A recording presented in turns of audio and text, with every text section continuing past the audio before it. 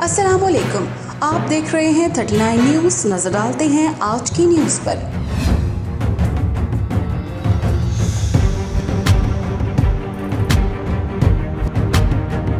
तफसीलात जानते हैं अपने नुमाइंदे मुनीर अहमद मलिक से।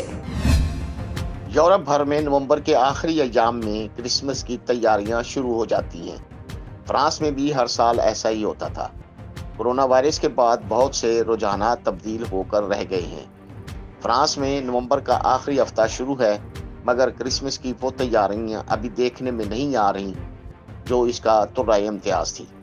फ्रांस में कोरोना वायरस की 5वीं लहर शुरू हो चुकी है और रोजाना 25 से 30 हजार केसेस का इंदराज किया जा रहा है। इस माहौल में क्रिसमस की वो गहमा गहमी देख में नहीं आ रही। कमर्शियल सेंटर्स में डेकोरेशन लाइट्स तो लगा दी गई हैं, मगर खरीदारी का रुझान फिलहाल नजर नहीं आ रहा। पेरिस में एक कमर्शियल सेंटर को जगमग रोशनियों से सजा दिया गया है। देखा जा सकता है कि वो रौनक और ग्राहकों की रेल पैर आपको नजर नहीं आएगी। उम्मीद है जल्दी ही क्रिसमस की पुरानी तारीख दोबारा लौट आएगी। Munir Ahmed Malik, 39 news, Paris, France.